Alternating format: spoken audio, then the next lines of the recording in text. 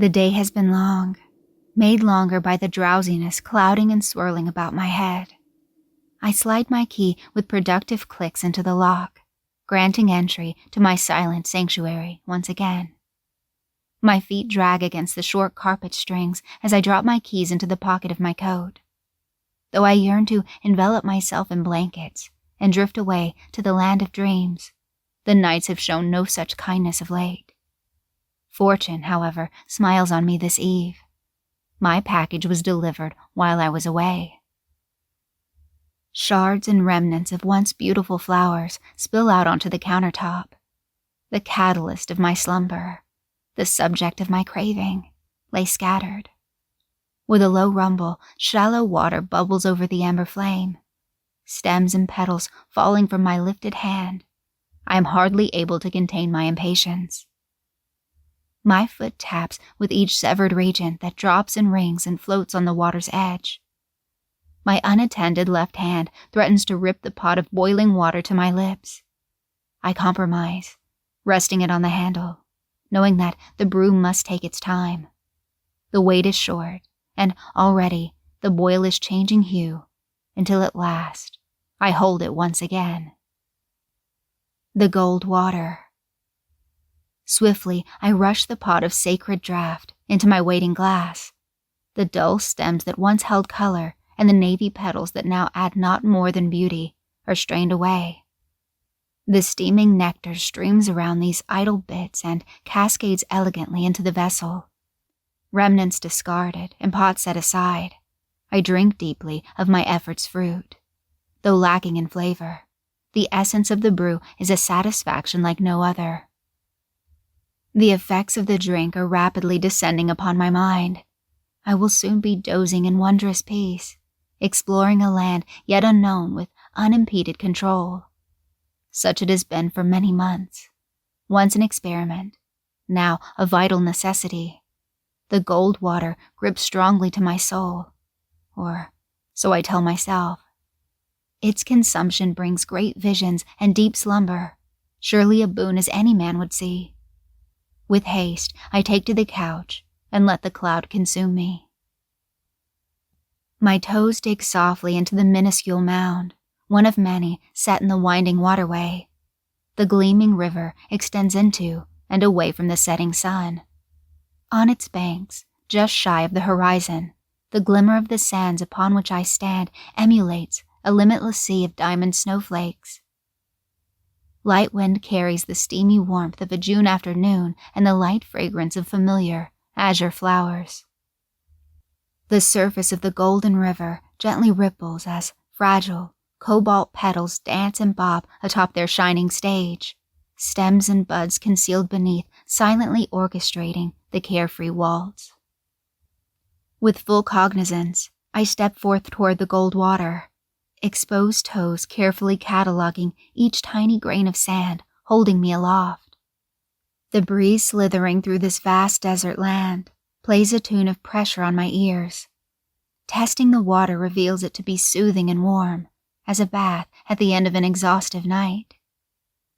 I immerse myself up to my neck in the beautiful stream. Cupping my hands below the surface, I carefully retrieve an azure lotus. Water drips and spills back into the river source. Each drop collides with a ringing resonance, the sole sound in my dreamscape. It enchants me like a siren's melody as I sit transfixed, gazing long into the vibrant petals. For what feels like an eternity, the lotus is the sole occupant of my attention, my cares, and my worries. It feeds from them, and like a miracle, it blooms a second time. Each petal flutters in the breeze, revealing a second navy strip beneath. The tiny appendages spin and twirl about the center, making room for their new neighbors. The new arrivals are hungry too, and they feed just as their predecessors, producing spawn of their own. So it goes, until the dreamscape dissipates from view, and a lotus bearing 1,000 petals dances in the shallow water, cupped in my hands. The enchantment is broken by a golden streak colliding and splattering against the lotus with a satisfying plish. The river and the desert return to me, and the fiery sun has pulled far overhead. What I thought was the end of a time was revealed to be the beginning. Or perhaps the night had passed while the lotus kept my attention. Another plish, this time off of my own forehead. I turn to face skyward toward the blazing star and find the gold water falling from the blue. Tiny drops seem to descend in slow motion, a splash to my left, then seconds of silence, then a splash behind. The rain further away seems to fall faster, and the landscape on the horizon has changed. A thick line of navy blue now rings around me in the distance. Plish. A drop collides on the nearby shore. The glittering sands adopt the golden shade. Then, in seconds, each tiny grain blooms into a minute lotus, the same azure hue as the distant circle. I see now. The water brings life and vibrancy to this desolate wasteland. One of the flowers tumbles into the river and swells, bursting with petals. Plish. The ring in the distance is shrinking. A sea of clouds hangs above the blooming circle. No doubt this is the true source of the rain. Plish. The clouds are moving quickly. The sky is growing dark. Plish. The sands aren't glimmering now. The blooms glow. Plish. Like neon all around. Plish. The gold river has turned clear. Plish. A web of stems beneath. Plish. A net of pulses. Plish. A snare. Plish. For me. Thunder cracks above me. The web of stems in the river pulses and flashes, sending shocks everywhere and nowhere. The water around starts to bubble. It's burning my skin. I try to stand, try to get out of the boiling river, but the net catches my ankles.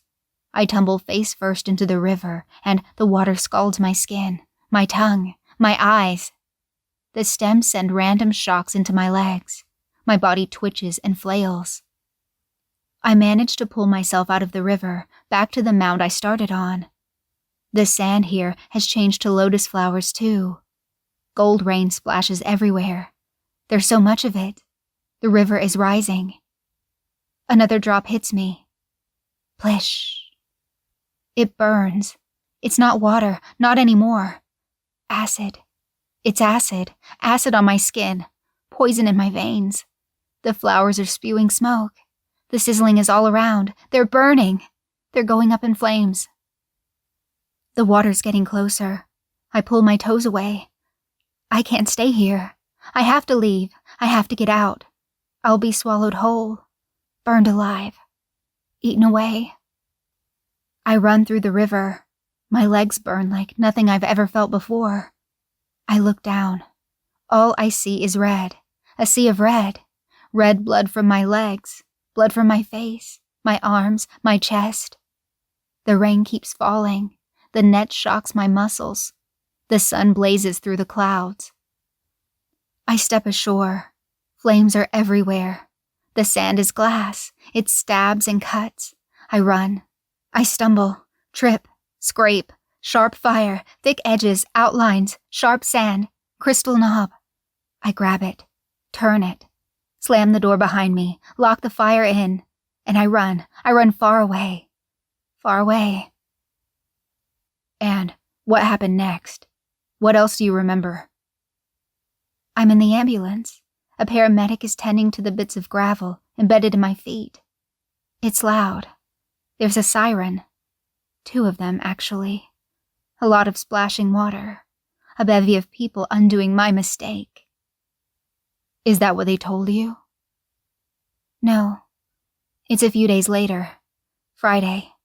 I'm in the police station, in a small, private room. An old man with no hair tells me what I did. I made my tea. I left the stove on. The fire caught a wash rag, and it fell onto the floor. The carpet went up in flames. The heat and smoke must have woken me, but I had no idea. I stumbled out and locked the door. And you didn't realize? No, not until he told me. They must have slept longer, or the fire didn't get to them until later. Marie, Jeannie, and Annie. My family didn't have the chance I did. What did you do after you found out?